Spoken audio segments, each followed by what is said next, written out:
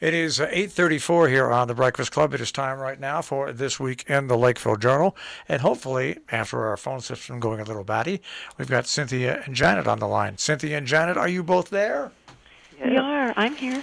Good morning. Good morning. Good morning. It's nice to have you both here. Yeah. I had my doubts a few minutes ago when well done, persevering. All the lights just started to blink at once. So I have no idea what that was.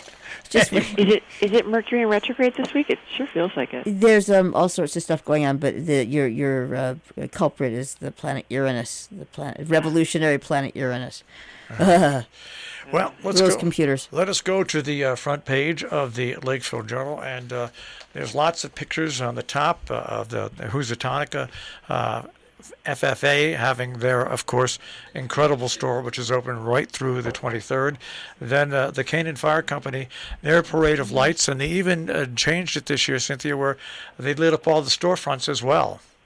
It was super festive in North Canaan the other night, and actually it's a twofer on that Husi FFA holiday shop because not only is it the students and their wreaths and trees out in that photo, but they're on a float, and they were one of the first trucks to head out as part of the Parade of Lights on the 28th, which was sufficiently chilly to make it feel like the holidays, and there was just enough snow on people's trucks and wagon beds. Very festive, and Brian Allen, the fire chief, delighted that it wasn't snowing actively at the time of the parade as had been anticipated, and tons of trucks. I think there are fewer parades this year. Certainly there isn't one through town.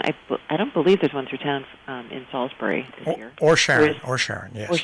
Or Sharon, and of course Salisbury has the fire company is doing craft fair and Santa and a tree lighting at the firehouse this Saturday, and Sharon is doing its tree lighting and events at Sharon Historical Society in the library on Saturday as well.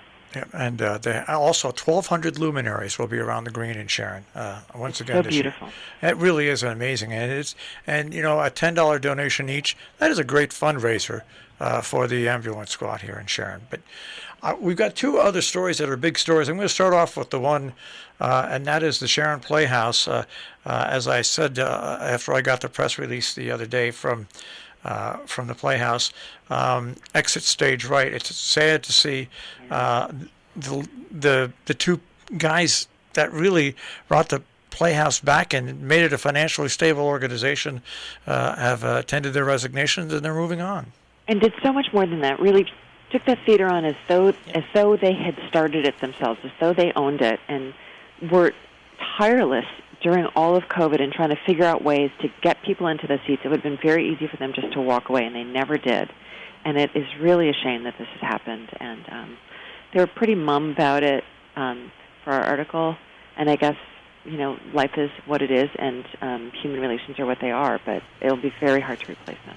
Well, that's exactly right. And it was the same with me when I actually called them. And you know what? I said, you know what? We're gonna miss you in more ways than just the Playhouse, because they really added a lot to our community. So I think we all kind of fell in love with both of them. Yeah. And we're going to miss them.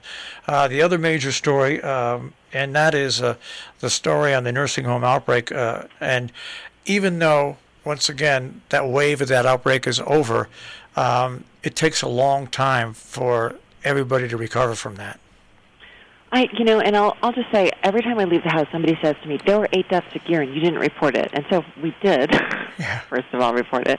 But second of all, if everybody already knew about it from Facebook, what we're trying to do with the Lakeville Journal is take a little deeper look and stop. And what we did was examine the numbers, examine why all the other nursing homes were saying they had no cases. But we're also, I think that one thing that people forget is we're reporting on COVID almost every week at the schools and in the nursing homes and in the community. And one thing that we've noticed is we saw this at Sharon Healthcare Center last year when they became a dedicated, by the state, COVID destination. And people were so horrible to the people that work there. And what we're trying to remind everybody is these people who work at these facilities, they're our community. They're our neighbors. Yeah. And maybe stop and take a little minute to think about what you're saying when you act like Gear is somehow failing in their duty of care, which our general sense is that's not what's happening, that it's more complex than that. And I highly recommend people go back and look at Deb Alexina's article a couple weeks ago where she really broke down the numbers and talked about what's going on. And a reminder to everybody, Gear is trying very hard to rebuild that nursing facility, which is where the deaths happened. And this is a great moment for us all to go like, oh, yeah, we really need to help. There's not that many retirement and recovery facilities here. Let's all really pitch in and support gear and try to make that a newer, bigger, better facility. So that's my soapbox. Sorry. Deb wrote about the toll that this takes on nursing staff. It's not just the staff at Gear, where there were a lot of losses, but at all of our hospitals, anybody who's doing home care, anybody who's in a visiting nurse association, the firefighters, the ambulances. This is a very, very, it's like a war, as Katie Bloodgood, the director of nursing, said. And there's going to be a lot of long-term damage to people from this, and we're already short of nurses in America, period. Then COVID came. We lost more nurses and caregivers.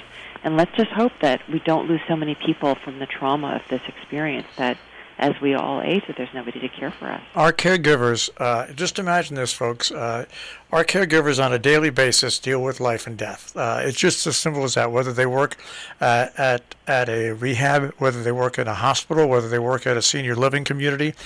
Every day brings a challenge, and there's enough stress. Just imagine now, almost 2 years in, and the people that drive and run the ambulance squads, the people, they've been dealing with this now for 2 years on a daily basis, on a moment-by-moment basis.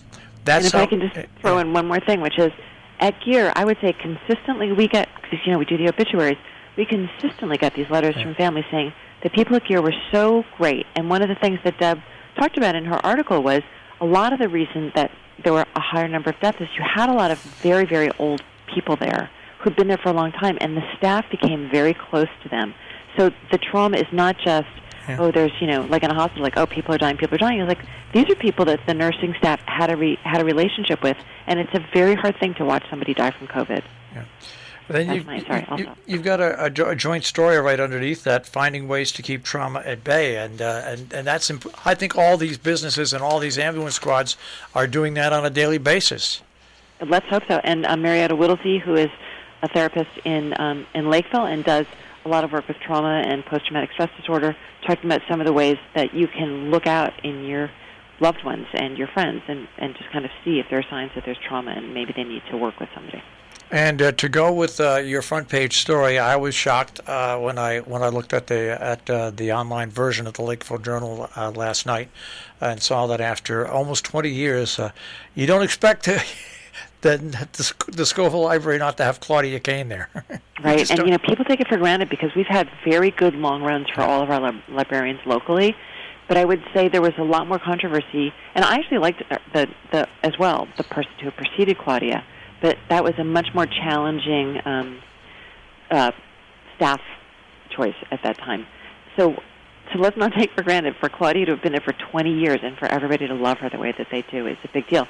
And so we have the woman coming in now who had been at the Beardsley Memorial in Winstead and is a great, they do a ton of events there and adult programming. So I'm sure that she'll continue to do that. And as we know in Salisbury, nobody is shy about telling the librarian what kind of books they want to see. So we are sure that will happen. And with the advent of COVID, once again, the additional programs that libraries have now added to deal with COVID that are still around, and the programs that go on at the libraries are now every bit as important as the books that are in the library. And Claudia says in your article that if she's needed to hang around and help out, she will. Yes, especially for kids because, the kids... school is challenging and everybody's a little nervous. There's a little bit less play date activity, so it's important to have those kids' activities there. I want to go on to your story that Lila did about the writer's table. I was unaware of the writer's table until I did an interview about it, and I didn't realize it was been going on so long. And what a great thing that is. And they were doing a reading. There was like a historical tour through the center of Falls Village, and Patrick was there, and he's walking through the tour. And Lonnie Carter was out, and they were doing a reading at the library. And Lonnie emailed and said, "Hey, what?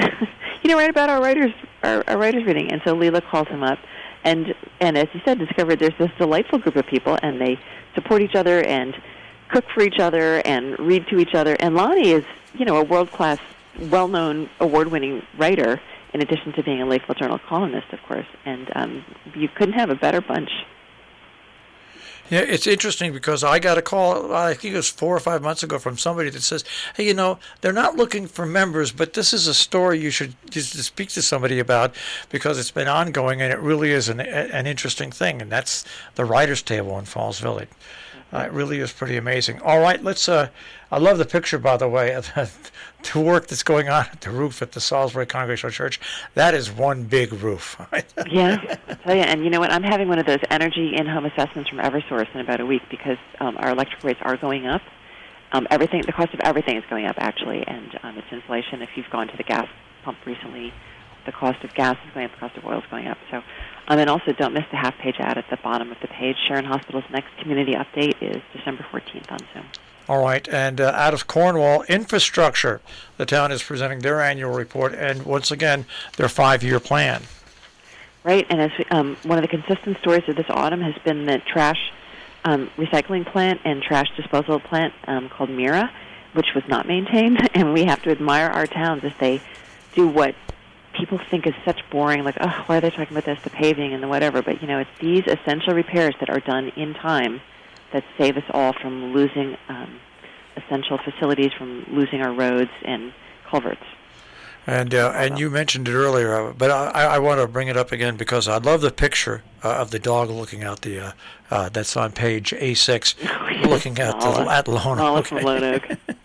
But you mentioned it earlier, but I want to plug them again about the Lakeville Ladies Auxiliary. They're holding their vendor fair on Saturday from 11 o'clock on. Then they're going to have Santa there with hot chocolate and cookies and on the fire truck. And they're also going to have the tree lighting ceremony. And then you move over to Sharon on the same day where Sharon has everything going on the green. And then after that, and then our friends over in Amenia have really expanded their ceremony in Amenia that includes a day's worth of festivities that start at 2:30 and end with a free movie, by the way, at the drive-in. So I mean, it's not. We're back to normal now. Where we're having things going on, which is to me the holidays. Yeah, it's just. And I'll throw in a quick plug for an event I'm doing, which is on Sunday at 3 p.m. at the White Hart. The two librarians from the Children's Librarian from Scoville Memorial and the Hotchkiss Library of Sharon will be reading aloud Paddington. It's a fundraiser for the Connecticut Coalition to End Homelessness, and all the local libraries have wreaths with little yellow hang tags on them, and you can scan the flow code on it and make a donation to help keep families in their home over the holidays. All right, let's go to the opinion page. Janet, your editorial now. Time for the Nourishing the Spirit. That's right. Certainly last week with Thanksgiving, we all nourished our bodies and, really had a great time, I hope, as compared to the past year. But now it's time to think about our spirit, and, that seems to be the balance of the holidays, isn't it? That we really have to look at both sides of life and, think about what we're going to support as we look at the nonprofits in the area who are holding all these events again and have had a year off from that.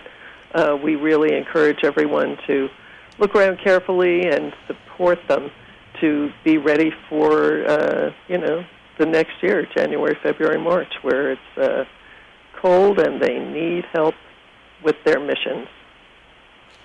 All right, and your guest commentary of Fire, Ice, and Hollow Men is an interesting commentary on your opinion page. It is, and this is from John Swan, who writes for us periodically when he is inspired, and of course a former editor of the Columbia Journalism Review, and always has interesting ideas. So give it a read.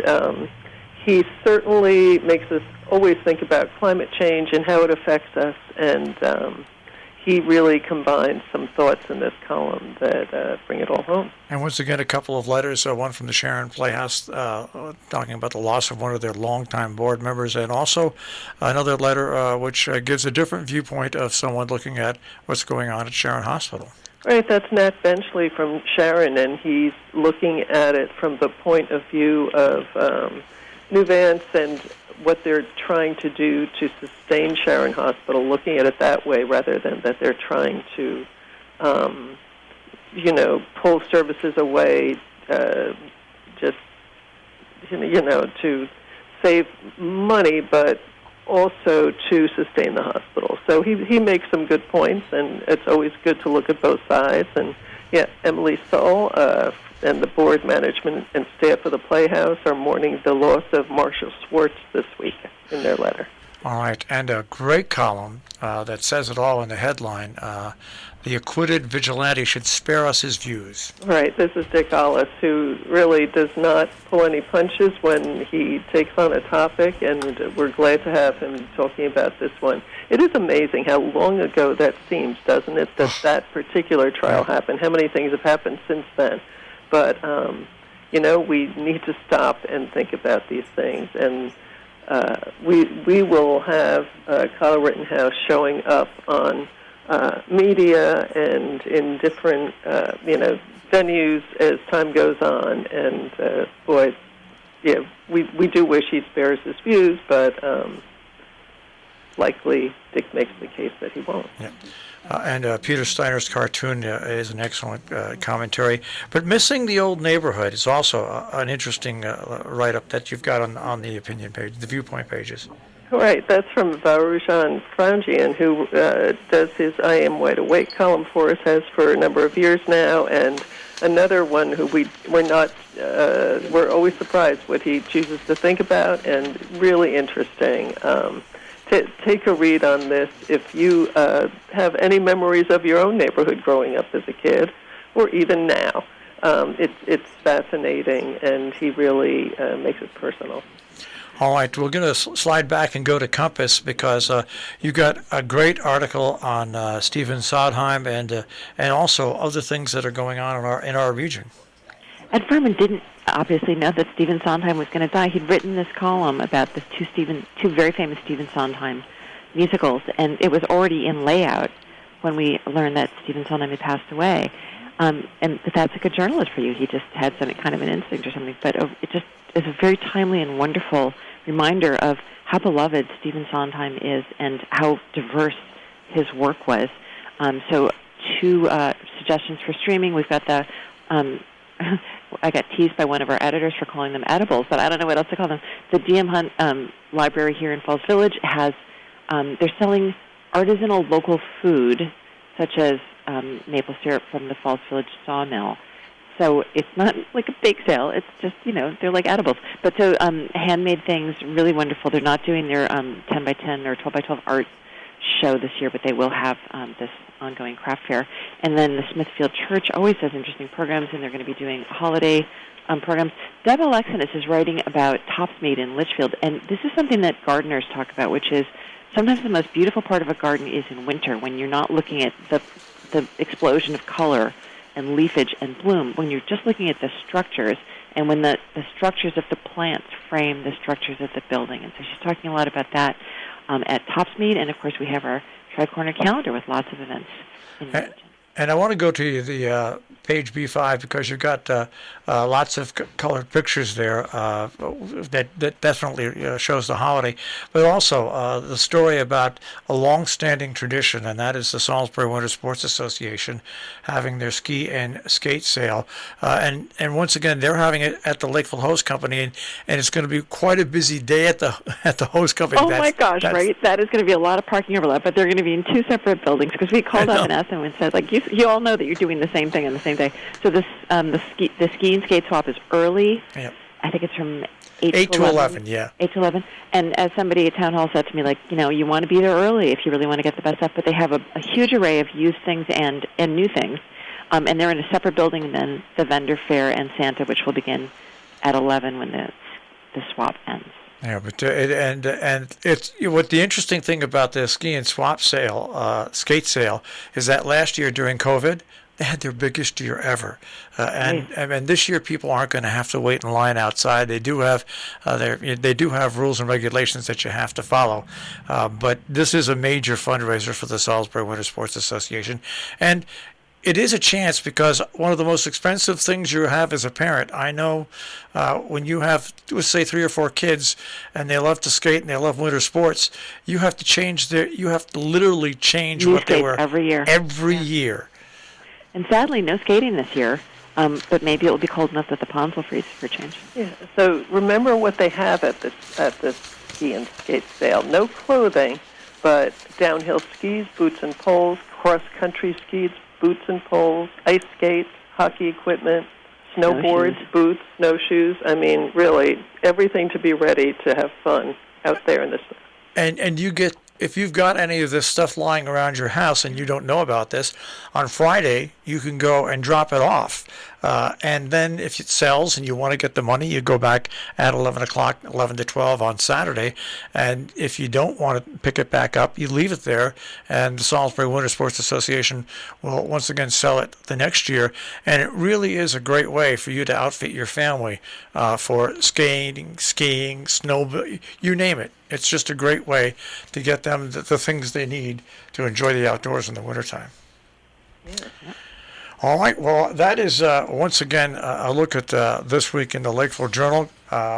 It's on your newsstands. You can get it at tricornernews.com, like I look at every Wednesday evening. And you can also get it delivered to your house via mail. Guys, we'll speak to you next week. Thank you so much. Thank you. Have a good week. Take care. That is This Week in the Lakeville Journal.